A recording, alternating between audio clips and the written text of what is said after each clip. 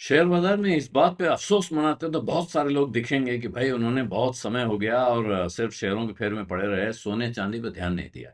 लेकिन उसमें भी अब बड़ा अफसोस वहां हो रहा है कि साहब सोने में लगा दिया, कुछ ईटीएफ खरीद लिए, लेकिन चांदी, अरे चांदी की तो सोची ही नहीं।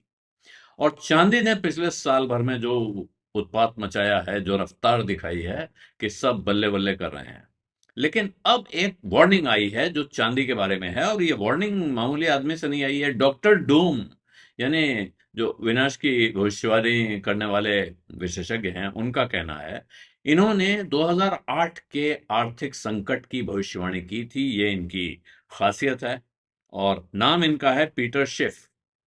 ये पीटर शेफ डॉक्टर डूम कहलाते हैं क्योंकि इन्होंने 2008 का जो बड़ा अंतर्राष्ट्रीय मुद्रा संकट था वो, और उसके अलावा भी कुछ उन्होंने ऐसे संकट पहले से भविष्यवाणी की थी, उनके बारे में बताया था। इसलिए उनका नाम अच्छे खासे वजन के साथ लिया जाता है।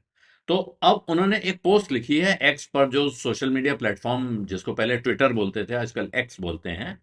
उस पे उन्होंने कहा है कि सिल्वर में शॉर्ट टर्म के लिए एलिवेटेड रिस्क दिख रहा है, यानी कि जोखिम बढ़ा हुआ है अगर आपका नजरिया छोटे समय का है तो।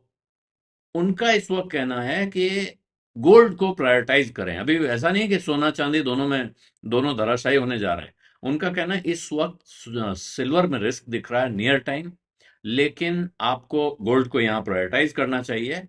और इसीलिए, लेकिन साथ में उनका जो बहुत इंटरेस्टिंग बात है वो क्या है, वो कह रहे हैं कि बहुत नियर टर्म काफी बड़ा रिस्क दिखाई पड़ रहा है सिल्वर, फिजिकल सिल्वर खरीदने में। यानी अगर आप सिल्वर बार खरीदते हैं, सिक्के खरीदते हैं, सिल्लियां खरीदते हैं, तो रिस्क दिख रहा है। But I am not selling any of mine. मैं अपना कोई भी सिल्वर बेच नहीं रहा हूं, यानी मेरे पास जो है उसको रखे रहूंगा। और उनका कहना है कि वो और खरीदने के पहले और इंतजार करना चाहेंगे, इसके सेटल होने का इंतजार करेंगे। वो कह रहे हैं कि ये इस वक्त ये सेंस बनता है कि आप थोड़ा इंतजार करें और सेटल होने दें भाव को, कोई भी खरीद का फैसला करने के पहले। हालांकि गोल्ड के बारे में वो थोड़े बुलिश है। उनका कहना है बिल्कुल absolutely buy gold right now. $4,534 के भाव पर सोना स्टील है। मतलब बिल्कुल आप समझ लीजिए कि आपको लूट का माल मिल रहा है, जैसे बिल्कुल सस्ते में थ्रो अवे प्राइस है। और उनका कहना है जो गोल्ड का आज का भाव है, इसमें नीचे जाने का रिस्क सिल्वर के मुकाबले बहुत कम है। तो इसलिए वो बिल्कुल अच्छे से करें कि सोना तो खरीद लीजिए बिल्कुल आंख बंद करके, सिल्वर खरीदने के पहले इंतजार कीजिए, लेकिन सिल्वर बेच दीजिए वो भी नहीं कह रहे हैं। ये नहीं कह रहे हैं कि सिल्वर को बेच दिया जाए। और उसका कारण, उनका कहना है सिल्वर अभी अपने रिसेंट हाई से थोड़ा नीचे है। सिल्वर करीब $83 के ऊपर चला गया था अंतर्राष्ट्रीय बाजार में, तो वहां से नीचे है। लेकिन जो उनका कहना है कि अभी सिल्वर मात्र करीब $3 नीचे है वहां से, जहां वो था जिस वक्त उन्होंने पोस्ट लिखी थी सिल्वर और गोल्ड के बारे में। तो वहां से ये इतना नीचे आ चुका है। अगर ये गिरता रहा तो फिर ये फिर एक गुड बाय हो जाएगा, मतलब सेफ हो जाएगा खरीदारी करने के लिए। तो उनका कहना है कि सिल्वर का सपोर्ट उनको $70 से $75 के बीच में कहीं दिखाई पड़ रहा है। और साथ में उन्होंने जोड़ा कि सिल्वर उस भाव से करीब $5 नीचे है। करीब करीब 7930 पे सिल्वर ट्रेड कर रहा है डॉलर में। और इसके अलावा दूसरा उनका एक अपडेट है, जो पीटर शिफ हैं, ये यूरोपैक के चीफ इकोनॉमिस्ट और ग्लोबल स्ट्रैटेजिस्ट भी हैं। तो उन्होंने साथ में ये एक अलग नोट में, इस एक्स पर नहीं, उनकी एक अलग रिपोर्ट है जिसमें उन्होंने कहा है कि ये कितना वोलेटाइल है, सिल्वर का कारोबार कितना इसमें भारी उतार चढ़ाव होते हैं, यानी कि अनिश्चित है। एक करीब करीब $84 तक पहुंचने के बाद, बिल्कुल नया हाई बनाने के बाद सिल्वर में तेज गिरावट आई है। और उसके बाद वो उसका सपोर्ट $75 के आसपास जाके दिखाई पड़ रहा है। वहां से वो कुछ रिकवर हुई है, फिर वो $80 के ऊपर चली गई है। और ये जो बुल मार्केट है, इसका सिल्वर का बुल मार्केट है, अभी इसमें काफी जान बाकी है उनके हिसाब से, काफी चाल बाकी है। There is a long way to run, उनका कहना है। साथ में अगर आप सिल्वर को देखें तो आज सोमवार के दिन इसमें अच्छी भली फिर से पुल बैक आया है, क्योंकि इन्वेस्टर्स ने प्रॉफिट बुक किया है। और फिर दुनिया के जो एक जियो पॉलिटिकल रिस्क कहते हैं, जियो पॉलिटिकल टेंशन है, ये फिर कम होते दिख रहे हैं। उधर थाईलैंड और उसके पड़ोसी का जो चल रहा था कंबोडिया के साथ थाईलैंड का विवाद, वो भी ठंडा हो रहा है। रूस यूक्रेन के बारे में बात हो ही रही है कि कब कब, आज नहीं तो कल उसको खत्म किया जाएगा। तो इसको देखते हुए फिर जैसे ही ये होने लगता है कि शांति आ जाएगी, होगी शांति चारों ओर, सुनना मतलब सोने और चांदी का बाजार खराब करना है। तो स्पॉट गोल्ड 0.4% गिर गया, करीब 4,512.74 पर आउंस, जबकि उसने फ्राइडे को रिकॉर्ड बनाया था 4,549.71 का।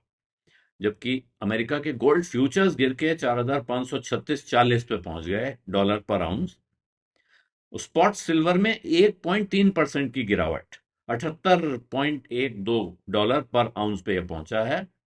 जबकि ये ऑल टाइम हाई इसने छुआ था 83.62 डॉलर का इस सेशन में। इस पुलबैक के बावजूद अब ये जो गिरावट आई है, कमी आई है, मंदी आई है, निराशा दिख रही है, जो भी आप कह लें, इसके बावजूद सिल्वर ने इस साल 181% का उछाल दिखाया है। वो 181% का उछाल इस साल की शुरुआत से अब तक दिखा चुकी है। ये इसने गोल्ड को काफी जबरदस्त तरीके से आउट परफॉर्म किया है, सोने के मुकाबले बहुत ज्यादा सिल्वर का दाम बढ़ा है।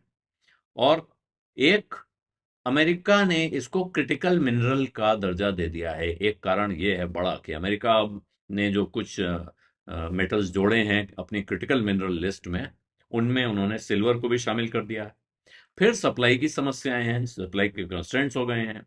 और इन्वेस्टमेंट की डिमांड के साथ साथ, यानी जो लोग सिक्के खरीद रहे हैं, ज्वेलरी खरीद रहे हैं, या उसके बार और सिल्लियां खरीद के जमा कर रहे हैं, उनके अलावा इंडस्ट्रियल डिमांड में भी काफी तेजी आई है, जबरदस्त तेजी है। और 2025 में ये सिल्वर की कहानी है, लेकिन इसी साल में उतना नहीं, सिल्वर जैसा नहीं, लेकिन सोने ने भी अच्छी भली चाल दिखाई है, अच्छी भली तेजी उसमें आई है। 72% की तेजी सोने में भी आ चुकी है। और उसका सबसे बड़ा कारण अमेरिका में रेट कट की उम्मीद। एक, रेट कट की उम्मीद वहां जैसे जैसे आ रही है, सोने में मजबूती आती हुई दिखाई पड़ रही है।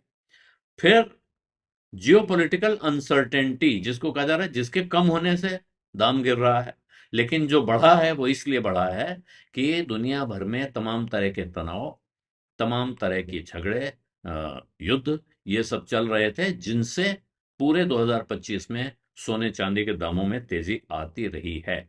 और अब उनके कम होने के साथ ये दाम ठंडे होते दिखते हैं। लेकिन इसके अलावा सेंट्रल बैंक्स की तरफ से जबरदस्त खरीदारी सोने में, और ईटीएफ में लगातार पैसा आ रहा है। लोग सोने खरीदने के बजाय सोने के ईटीएफ में पैसा डाल रहे हैं। और ये ट्रेंड पूर्वी विश्व से, यानी कि भारत और चीन जैसे देशों से निकल के पूरे अब दुनिया में फैल गया है, जहां इसको एक फाइनेंशियल इंस्ट्रूमेंट के तौर पे देखा जा रहा है। भारत में तो सोना जेवरात के लिए इस्तेमाल होता था, चीन में भी इसकी इसी तरह से संपत्ति के तौर पे गिनती होती थी। लेकिन फाइनेंशियल एसेट के तौर पे सोना अपने हेजिंग मैकेनिज्म के लिए इस्तेमाल किया जाना, ये वेस्टर्न वर्ल्ड में बड़े पैमाने पे फैल गया है। लोग इन्वेस्टमेंट के लिए उसका इस्तेमाल कर रहे हैं। उसने इस तेजी में अच्छी भली भूमिका निभाई है।